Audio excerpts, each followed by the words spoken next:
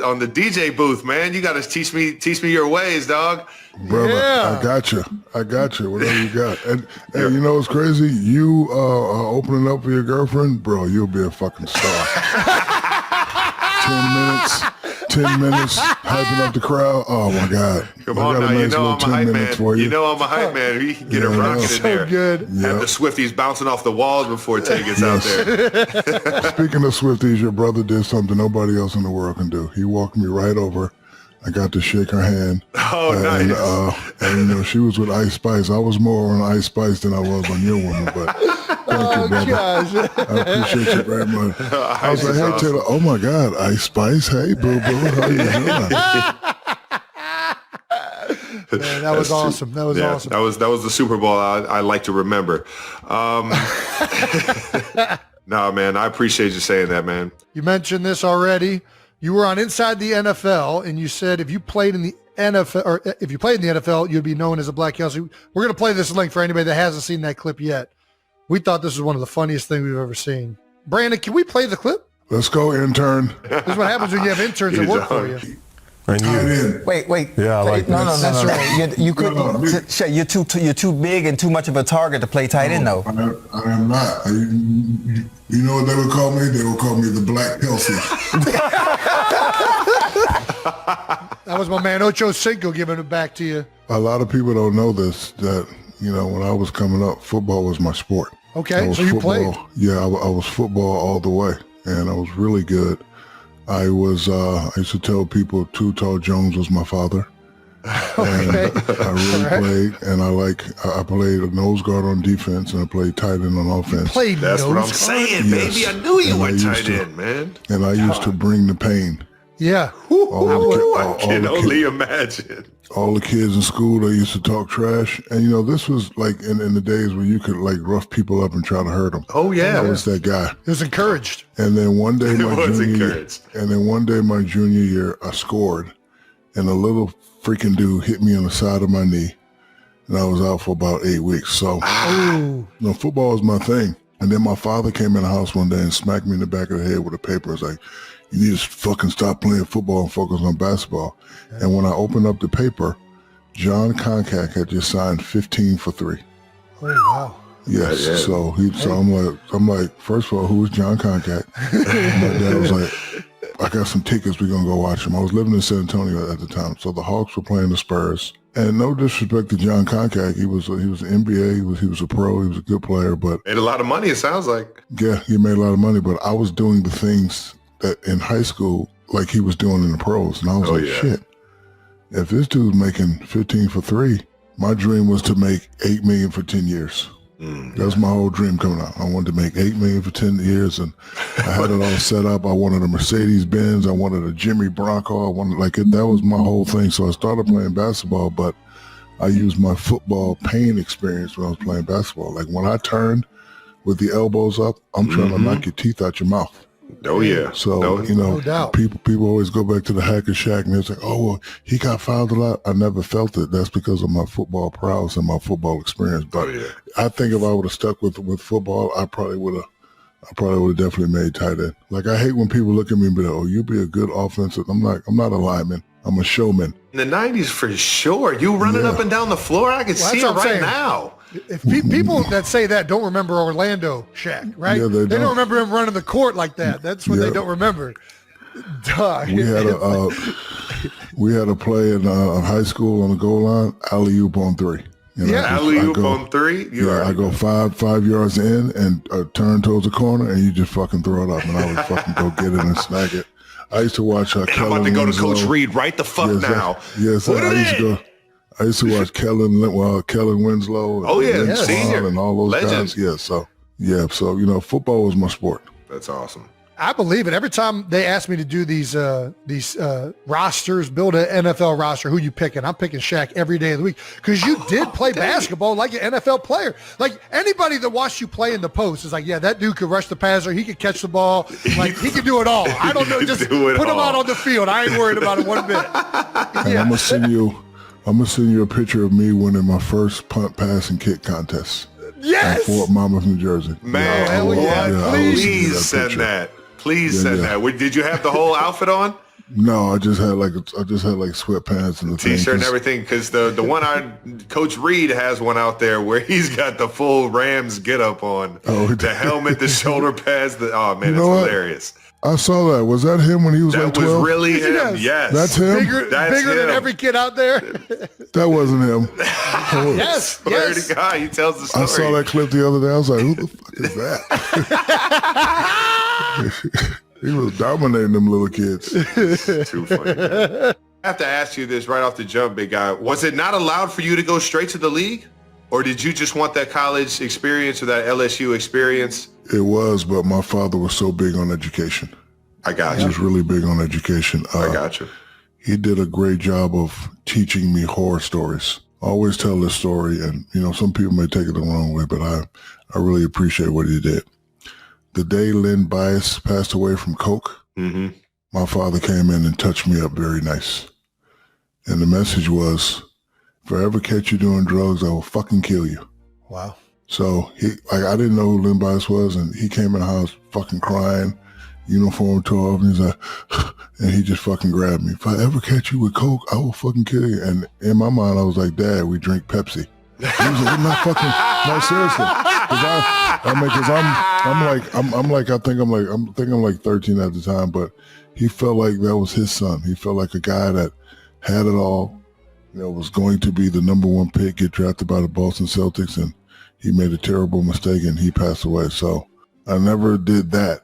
I always stayed away from that. But every time an athlete got in trouble, I was sort of get in trouble for it. So every time when I became a professional athlete, all the stuff that was in my mind, especially athletes that 5 years after they play, they don't have any money. I was really, really conscious about, business and saving money and, doing the right thing. Hell yeah. I'm telling you, Diesel, I'm still taking notes by how you're doing stuff. You've done it such a professional way, your professionalism on the court, off the court, in the business world, man. I've been taking notes for a long time, man. You've been doing it the right way. Well, thank you. I appreciate it. And I'm taking notes from you guys, too. You guys are doing your thing.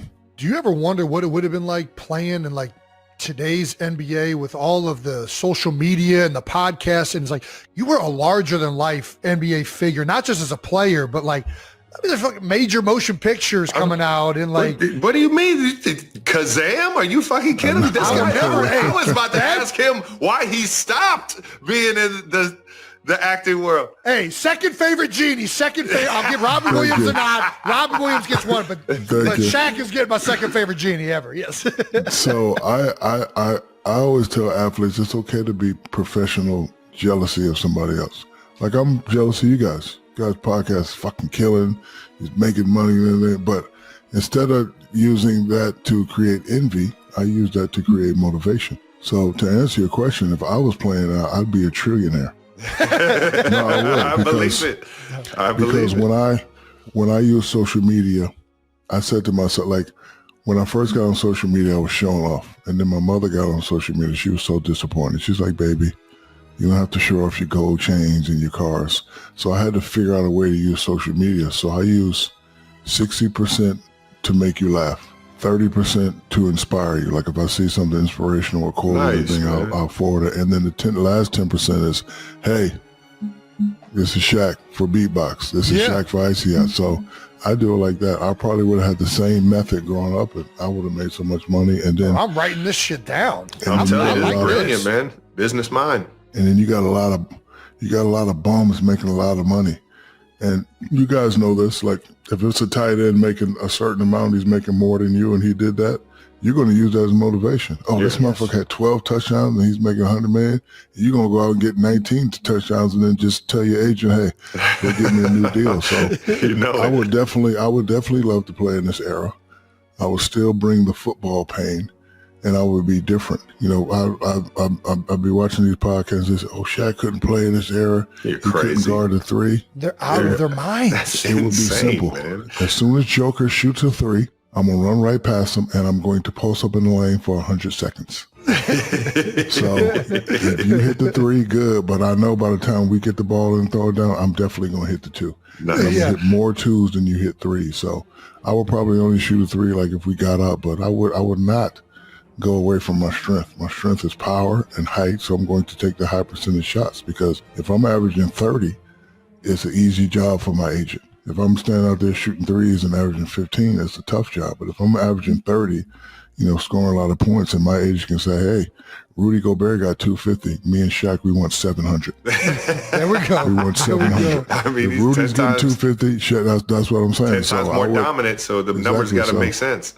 Do you think the modern NBA is missing that aggression in that way? Because it wasn't just you that used to play that game. Like the post, it used to be a much more physical game. It's all of sports nowadays. Football, you can't hit anybody. Baseball, you can't even fucking block the plate at home. But that was one of the reasons I wanted Minnesota, like after the Cavs got eliminated, one of the reasons I was rooting for the Timberwolves is because Anthony Edwards looked like he was mad the entire game. Like, at least this guy's showing some aggression. I like the way this guy's playing. Like, exactly. You're right. I wish in this thing of ours, it was ran by us. I hear you. I like that. Like, for example, when you guys retire, the NFL just like brings everybody in, be like, okay, you, and you. You got all these people that are changing the game. Like, our NBA All-Star format is terrible. Tough. Like, it used to be the most exciting weekend I don't know. of all sports, who's in man. charge, but it's terrible. So, to answer your question, the league is getting soft. The game is getting soft. And it's going to take a couple of people to bring it back. Like, I hate big guys shooting threes. Victor Wembanyama is a great player, but I would love to just see him dominate so much that people could start complaining, then they change rules. Like when I do, like I could shoot, but I'm not going to shoot a three. Yeah. Why would I shoot a three when I could put your little ass in the basket and dunk on you and put these balls in your face and get those legs up? I'm getting so freaking fired up right now. Yes. That was amazing. Absolutely epic. Before we get to your documentary, because I definitely want to pump that up, man, I got to ask you now that we're talking about balls in your face, who do you think gave you like the hardest time playing? Like who defended you the best? What teams did that? Or the little guys always defended me the best. The Charles Oakleys, Cleveland's finest, baby. The Anthony Masons. Yeah, the four guys I had problem with. I didn't really have any problems with any big guys. The big guy that taught me the most valuable lesson is Akeem Olajuwon. Mm-hmm. Because the year we made it to the finals, we beat Michael Jordan, the greatest player ever. Yes. So I already thought the job was done. And then we had 10 days off. And living in Orlando, you go in the restaurants, it's standing ovations, and, you're getting extra deals, and it's the parades, and, me and one of my other teammates were jumping on private planes. We're going to Miami and party. And, because I like to get ready 3 days before. But you got 10 days off. I couldn't be like this for 10 days. So I'm like, you know what? Let me take a couple of days off. We definitely going to win. I'm playing against Akeem. We won one. We won one. He's the same size. We're definitely going to win. But he taught me never to celebrate too early. So when we played in the finals, I didn't see that Akeem. And they had just won the year before, so they were going for a back-to-back, and he just fucking taught me a lesson. So I always said to myself, if I get back to the finals again, I'm going to dominate so fucking much that it won't be a question of who's going to win. So, he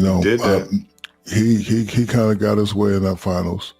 Me and Dave Robinson, probably even. Me and Tim Duncan, probably even. Me and Patrick Ewing, even. Me and Alonzo, even. Like, we always try to, cancel each other out.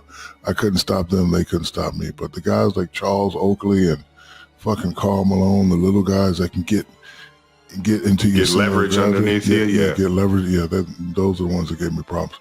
Rick Mahorn had this move because he was a big body. He put his body on you, and then as soon as I fucking go backwards, he would move, and I would fucking fall over. Pull the chair on you? Yes, that move right there. Man, that's crazy. Let's go ahead and shine some light on the new documentary called Power Moves, out now on Netflix. We got the trailer, but if you want to, please tell us about it. Yeah, let us know what we're getting into. So when I was coming out of high school, I went to Nike and I went to Reebok. Reebok gave me my own deal because, I wanted to have my own shoe and all that. So signed with Reebok, got away from Reebok a little while, started my own shoe brand, which is still out there. The Shaq brand still doing very well. So now I'm sitting around one day, and again, this is like this, professional jealousy thing. So I go see a lot of kids, right? And I get them whatever they want. Hey, man, what you want? Shoes. So one kid was like, hey, I want some Jordans. So I bring a whole bunch of Jordans to the place because I don't really care. Like a Jordan, Under Armour, Puma, whatever the kids want, I'm gonna take care of it. Yeah. So the kid goes, no, man, I want some Jordan 11s. I'm like, what the fuck is Jordan 11s, right? And so I go look, and Jordan got all these fucking shoes. So now I'm jealous and I'm pissed. I'm like, the fuck? Where are the Shaq ones, the Shaq 2s, the Shaq 3s? So so I called Reebok, and they was like, hey, man, we've been purchased by Adidas, and we're not really doing much. I'm like, what do you mean we're not doing much? We need to fucking do a deal now. We get some Shaq 1s, 2s, 3s. So the company that I'm with, Authentic Brands Group, I went to my guys, Jamie and Corey, and I was like, man, we need to buy Reebok. Because I remember at the time we were never number 1, but we were never number 3. We was always a respectable number 2. They got Mike, we got Shaq, y'all got LeBron and Kobe and all those guys, and we got AI. We was right there in the conversation. Mm-hmm. The first valuable lesson I learned, because when I came in, I was like, hey man, where's the high tops? Mm-hmm. They was like, we don't do high tops. Like, I don't give a fuck what you don't do. We're doing high tops. And then I brought my son in to help me speak the language of these youngsters, because as you guys know, these fucking youngsters are crazy. Different dudes, man. Different dudes, man. So my son was very smart. I told him very well. He knows that he can't confront me. So he said, Dad, I want you to come to the tournament with me. So I go to the tournament. He's like, I don't want you to watch the game. I just want you to look at all the shoes. And I'm like, okay, smart guy, low tops. And I'm talking 20 fucking courts, not just one court. Is like low tops, like a stadium full of courts. Low tops. And I was like, holy shit! Everybody was right. We don't even do high tops no more. So everybody's shooting threes, man. My attitude, but like I said about the championship experience, I said, okay, I know I'm the president, but pipe down a little bit, and you don't have to, come in with your shoulders all broad. Just listen to the people and see what they say, and just be a great teammate. So we launched our first shoe, Engine A.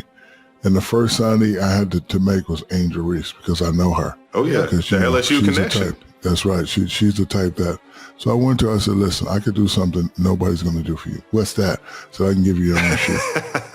You want to go to Nike and wear everybody else's shoe, or you want to have your own shoe? Like, it took Asia Wilson, the best player in the league.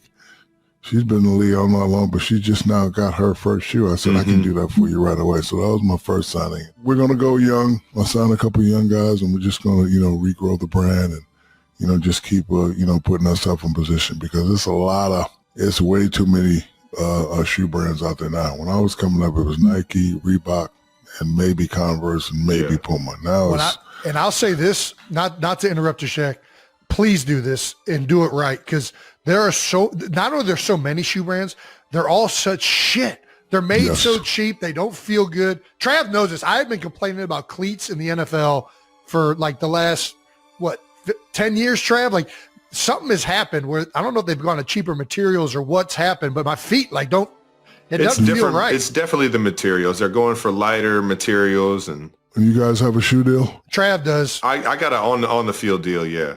Off the field I wear Jordans on the field. Like they're because they have that old school retro Jordan high top from the 90s that I really love.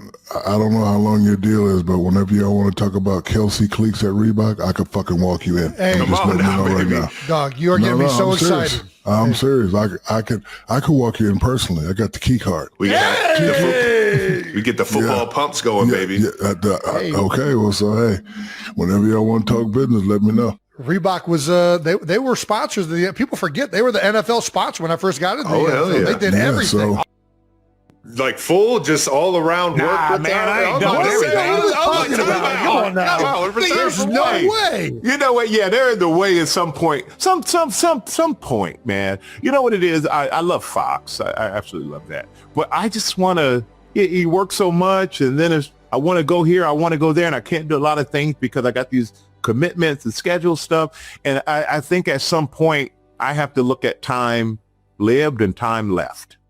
I got you. I hear and you guys are young, man. Y'all enjoy. You got more time ahead of you than behind you. I got more time behind me than ahead of me. So I'm starting to look more in that vein of life. And I'm not just going to completely disappear. But another thing is I love business, and I got a lot of other businesses that I do. And and those things interest me like football did, because I had to learn them. Like I had to learn football later. And I love doing those things. And I think I could get a lot of, validation or out of just, not feeling completely retired and doing nothing. But that gives me enough. And on top of that, I do Fox until they throw me off of Fox. Man, I don't want to be 80 years old on Fox, but I'll stick around a little bit longer. You got some fun stuff coming up with Smack Entertainment, right? You guys got some docuseries coming out, right? Yeah, we got a docuseries coming out, Coach Vic. And this is the second one we did. Taylor Swift and her fiancé Travis Kelce managed to carve out their own private universe. It was the eve of the 2026 Grammy Awards, a weekend that sizzled with anticipation. Yet these two luminaries appeared oddly untouched by the electric tension that usually grips celebrities before the biggest night in music. Taylor, radiant and self-assured, entered the restaurant wrapped in a shimmering mini dress that caught the attention of everyone with its holographic twinkle, as though she'd bottled starlight and wore it. Each turn of her slender silhouette sent glimmers up the walls. But what truly lit the room was her laughter, clear and bright, mingling with the clink of glassware and the pulse of distant traffic just beyond the velvet drapes. Travis Kelce, as commanding off the field as he is on, stepped in beside her with a presence that was both sturdy and tender. His blue graphic tee peeked from under a black leather jacket, a subtle nod to his athletic confidence. Yet there was something almost poetic about how his eyes softened each time Taylor leaned in, whispering what must have been secrets meant for just the two of them. These details were not lost on the hushed crowd of fellow diners who exchanged knowing glances. Some might have expected red carpet bravado or a performance of celebrity grandeur. But instead they witnessed a couple at ease with the world and with each other. Content to make the most mundane moments extraordinary. While everyone outside speculated on what Taylor would wear at the Grammys or how many awards she would claim, in here she was simply herself, grinning at Travis as he mimicked a server's grand flourish or stole a French fry from her plate. Waitstaff kept a respectful distance, orchestrating their movements like shadows in a play. Their vigilance nearly invisible, but always present, a subtle nod to the couple's need for comfort amid fame's endless gaze. Not once, said an onlooker, did either Swift or Kelce reach for a phone or glance at a passing screen. Their focus was inward, orbiting each other in a space that felt remarkably like home. The symbolism of this dinner was hard to ignore. For Taylor, whose every album seems to soundtrack a generation, the night before the Grammys has always carried weight. Yet 2026 stands out not just for the imminent possibility of more accolades, Album of the Year, Song of the Year, and whispers of an industry-defining performance, but for the quiet, seismic shift happening in her personal life. Her relationship with Travis, forged in the eye of the media hurricane, somehow thrived. He is her counterpart in rhythm, a source of calm and the face she finds in every crowd. Where some predicted her stardom might outshine any partner, Travis's supportive gravity balances her brilliance. In his presence, she doesn't have to be a pop icon. She's allowed to be electric and grounded, bold and vulnerable, all at once. Around them, the city pulsed with its usual nightlife, but at their table, time slowed. One could almost imagine their laughter drifting past the gilded fixtures and out into the Los Angeles night, curling into the sky like a love letter among the stars. Romance for Swift and Kelce was not a grand gesture or a headline-ready declaration, but something woven into the gentle squeeze of a hand, the shared plate of dessert, the wordless reassurance of a glance. They were, for a fleeting evening, just two people falling in love in a city that never truly sleeps, savoring the peace before the world tuned in. As their dinner ended, the couple lingered in the soft glow of the restaurant's lights, reluctant to relinquish the sanctuary they'd created. Photographers would later try to capture their exit, but no lens could fully translate the layered meaning of an evening spent laughing, sharing, and holding on to fleeting stillness before the storm of celebrity and ceremony. On this particular Friday, Taylor and Travis reminded the world that even in lives lived at full volume, there are quiet moments that speak louder. The promise of tomorrow's headlines hung in the air, but tonight belonged to them. And as they disappeared into the velvet mystery of Los Angeles, it was clear that something magical had unfolded, something the cameras, the fans, and the city would remember long after the lights dimmed and the Grammy stage was packed away. The depth of their connection wasn't in showy declarations, but in the way they made ordinary moments feel like the grandest celebration. turning even a simple dinner into another unforgettable chapter of a story the whole world can't help but watch.